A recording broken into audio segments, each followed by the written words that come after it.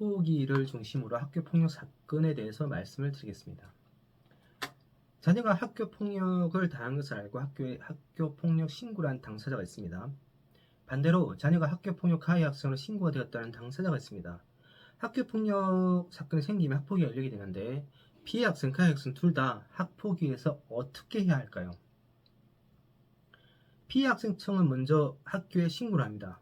그러면 학교장의 재량으로 이 사건을 종결시킬 수도 있는데 피해 학생청은 대부분 가해 학생이 응분의 처벌을 받기를 원하기 때문에 대부분 케이스는 학폭위로 가게 됩니다. 학폭위는 각 지역의 전문가와 부모님으로 구성이 되고 가해 학생과 피해 학생의 개인정보 그리고 학교폭력 양태 같은 학교폭력 관련 사항들은 비밀로 유지가 됩니다. 심의위원들도 심의 당일까지는 사건에 대해서 전혀 알지 못합니다. 심의위원들도 심의 당일 사건을 처음 접하고 그리고 가해 학생과 피해 학생에게 약간의 질문을 한 다음에 각 처분을 하게 됩니다.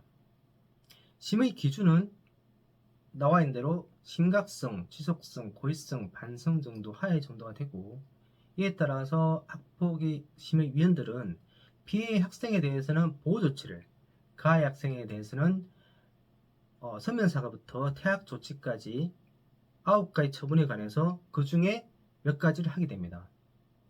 이런 학폭위의 처분에 대해서는 더 강한 처벌을 원하는 쪽과 부당하게 심한 처분이 나왔다고 생각하는 쪽이 있을 수밖에 없습니다. 결국 어느 쪽이든 불복을 하게 되고 행정소송을 진행하게 될 것입니다. 여기에서 가해 학생, 피해 학생 모두 해야 할 일이 있는데 말씀드렸듯이 학폭위 심의위원들은 심의 당일까지 사건에 대해서 전혀 알지 못하고 심의 당일 사건을 검토하고 피해 학생, 가해 학생에게 어느 정도 질문을 한 다음에 처분을 하게 됩니다. 심의위원들이 각 지역의 전문가라고 하지만 하루라고 하는 짧은 시간에 짧다면 한나절 되는데 그 사건을 다 파악하고 그에 합당한 처분을 하는 것이 과연 어떨지. 근데 중요한 것은 이 처분이 장래 학생들의 대학 입시에까지 영향을 미칠 수 있는 아주 중대한 처분이 될 수도 있다는 것입니다. 그래서 가해 학생, 피해 학생 모두 각자의 주장에 따른 각자에게 유리한 사실관계를 심의위원들에게 설명하고 심의위원들이 그 사실관계를 바탕으로 처분을 할 수 있게끔 만들어야 합니다. 이 사건 학교폭력이 나타나게 된 원인, 발생하게 된 동기, 가해 학생과 피해 학생의 관계, 가해 학생의 사정, 피해 학생의 사정, 학교폭력 양태, 학교폭력에 의해 나타난 결과, 가해 학생, 피해 학생의 현재 상황 등 사실관계를 학폭위 심의 기준에 맞게 또한 각자의 주장을 뒷받침할 수 있는 형태로 구성해서 심의위원들에게 설명하고 심의위원들이 이를 인식시키게 만들어야 합니다. 말씀드렸다시피 피해 학생, 가해 학생 모두 각자에게 유리한 형태의 사실관계가 필요하고 또한 학폭위 심의 기준에 맞는 사실관계가 필요합니다. 이를 가장 잘 수행할 수 있는 사람이 바로 변호사입니다.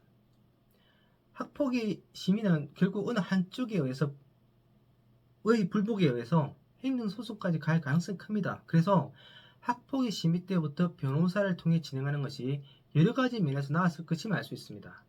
변호사를 통해서 이 사건을 진행하게 되면 앞으로 어떻게 진행될지 모르는 불안감을 해소할 수 있습니다. 절차가 진행될 때마다 담당 변호사에게 바로바로 질문을 할 수 있고요. 사실관계를 법적인 평가에 맞추어서 가장 적정하게 정리할 수 있습니다. 절차 진행에서 마주할 수 있는 부당함에 대해 적절히 제치할 수 있고 변호사가 처음부터 사건을 상담하고 진행함으로써 사건을 가장 잘 아는 변호사가 이 사건 행정소송을 진행하게 될 것입니다. 몇몇 대학교는 2025년 입시에서 학교 폭력으로 제재를 받는 학생들에 대해서 합격을 취소하거나 또는 상당한 불이익을 부과함으로써 실질적으로는 합격하는 것이 불가하게 만드는 조치를 취하였습니다. 지금은 학교 폭력이 앞으로의 대학 입시에까지 영향을 미치는 아주 중대한 사항이 되었다는 것입니다. 가해 학생에게 유리한 처분이 나올지 피해 학생에게 유리한 처분이 나올지는 학폭위 심의위원들이 어떤 사실관계를 바탕으로 평가하는가에 따라 달라질 것이기 때문에 결국 가해 학생, 피해 학생 모두 각자에게 유리한 사실관계가 필요하고 이를 가장 잘 하는 전문가가 필요합니다. 그것이 바로 변호사입니다. 그리고 이렇게 함으로써 이후 해야 할 행정소송에도 더 잘 대비할 수 있습니다. 누구나 처음 겪습니다. 부모님도 자녀도 처음 겪기는 똑같고 어떻게 해야 하는지 모르는 것은 너무나 당연합니다. 그래서 적시 전문가와 함께 하는 것이 중요한 것입니다. 자녀에게 가장 유리한 방향, 자녀에 대한 부담을 줄 수 있는 가장 좋은 방법으로 대처해 나가야 합니다.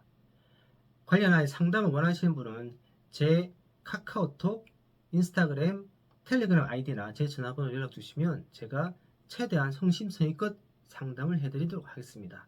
정형준 변호사였습니다. 감사합니다.